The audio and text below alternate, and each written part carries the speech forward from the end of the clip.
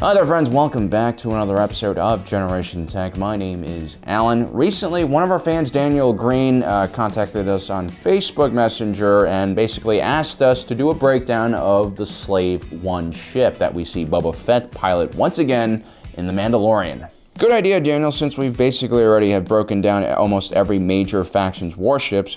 We thought it'd be a good idea to also start looking at all of the mercenaries and independent contractors and what they are flying as well. Now, if you guys want your story idea to reach me, just like us on Facebook at Generation Tech and send us a message. In Star Wars, sometimes you have pretty ordinary ships that just get heavily modified with aftermarket parts. That's basically what the Millennium Falcon is. It was supposed to just be a tugboat for orbital freight, but Lando decided to plate it in armor, give it an aftermarket hyperdrive, and a custom walk-in cloak closet. What's great about the Slave-1 is the fact that it's a modified Firespray 31 class patrol and attack craft. This means everything from the superstructure to the layout of the weapons, engines, and cockpit are all designed specifically for combat reasons.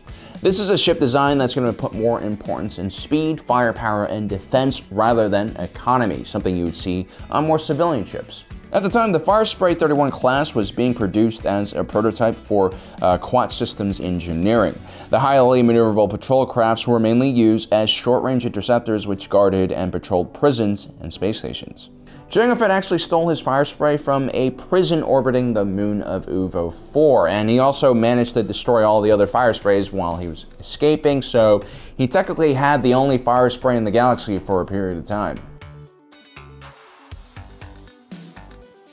When Quat Systems Engineering first designed the Firespray 31 class, they were mostly targeting planetary defense forces and local defense forces. The idea was to create a highly efficient base model that could be quickly upgraded and modified to do a variety of different things. Quat Systems Engineering basically wanted the Firespray to be sort of a universal patrol craft that heavily depended on aftermarket parts from either third-party manufacturers or from them.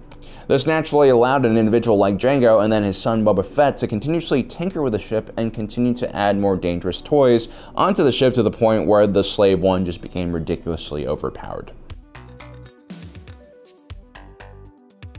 One interesting part of the Slave-1 design is the fact that it lands with its cockpit facing upwards towards the sky. But when it flies, it has the cockpit facing forward. The cockpit itself is very unobstructed, which gives the pilot much more peripheral vision.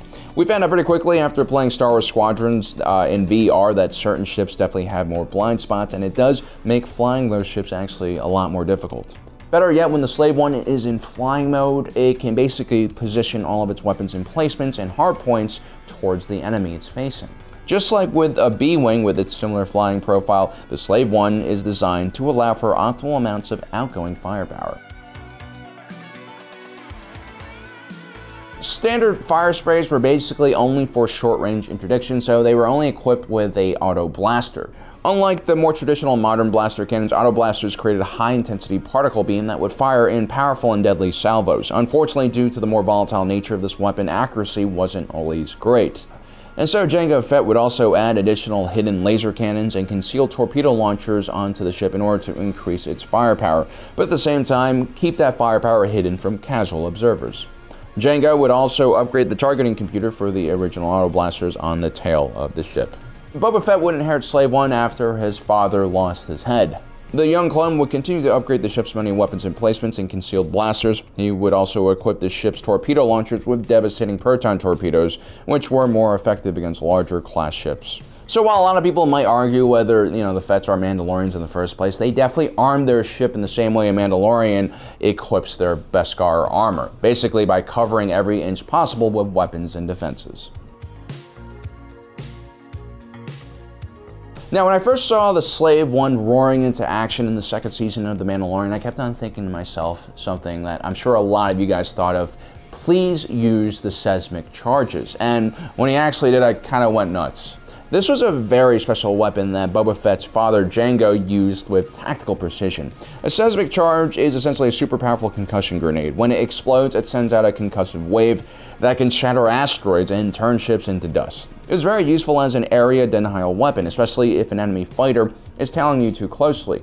Seismic Charges allowed a pilot to quickly take control of a dogfight and force enemy fighters out of position or to break formation.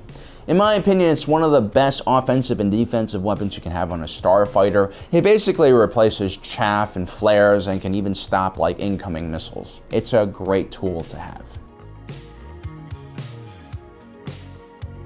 Being a former patrol and security craft, the Firespray also had some non-lethal options as well. The Firespray 31 came standard with a light tractor beam projector, which was quite commonly used by law enforcement in conjunction with a bit of laser fire up the tailpipe. The tractor beam was pretty good at stopping ships that were a similar size to the Slave-1. When Boba Fett would take over his father's ship, he would also add an additional pair of ion cannons to disable enemy fighters. See, not all bounty hunters kill on sight. Sometimes it's a lot more profitable bringing in your mark alive. Now, because the Firespray's purpose is designed for combat, it has an extremely durable airframe. During the Clone Wars, bounty hunter Aurora Singh actually crashes the Slave-1 while trying to escape from Jedi Padawan Ahsoka Tano. Both the Slave-1 and Aurora Singh were assumed lost in the ensuing explosion, but somehow they both survive. Hondo Ohnaka, everyone's favorite degenerate pirate, recognizes the crashed ship and rehabilitates it back to form. And then he actually uses the ship to save a bunch of tiny Padawans from getting eaten by General Grievous. The point is, the Firespray is a very tough ship. It can survive crashes and still be rebuilt. It came stock with superior deflector shields, and Boba Fett would also add a heavy-duty shield generator to further boost the shield's charge level. He would also include a state-of-the-art cloaking device to allow the Slave-1 to become basically invisible to all sensors and even the naked eye. The Firespray, despite its awkward configuration, was quite a maneuverable ship. This was thanks to the 3 F-31 drive engines mounted on the back of the ship. The Firespray was capable of a maximum atmospheric speed of around 1,000 kilometers per hour and a sublight speed of 70 mglts per hour.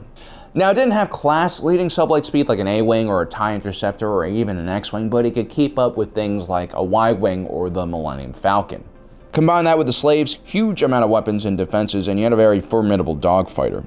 Jango Fett was able to even scare off a Jedi in a Delta 7 Ether Sprite Interceptor, which on paper should have completely outclassed the Firespray. The Firespray 31 class shipped out with a Class 3 hyperdrive and a backup Class 15 hyperdrive. That's actually not that shabby for a local system patrol craft, but compared to most military starfighters, it's a little bit slow. And so Jango Fett would actually upgrade the Slave-1 with a Class 1.0 hyperdrive, which would bring it to about the same speed as your average Rebel Alliance snub fighter. Anything below Class 1 hyperdrive speed is pretty much unheard of. I mean, there are a few ships, and they're all pretty much legendary. So when Boba Fett took over the Slave-1 and installed a Class 0.7 hyperdrive, the Slave-1 also became legendary and almost as fast as the Millennium Falcon at FTL speeds. Amongst the many jobs that the Firespray 31 was designed for was prison transport. Jango Fett occasionally took on bounty hunting missions, and so he had use for the existing prisoner cages that could be found in a Firespray 31. But instead of using police regulation-sized cages, Jango Fett would install a bunch of coffin-like cabinets that were far less comfortable for the occupants, but also took up a lot less space on the ship. Boba Fett would slightly alter this when he took over. Instead of having coffins, he would create these immobilizing beds where he could put his prisoners on. Either way, the small ship could be used to transport all sorts of beings, preferably alive.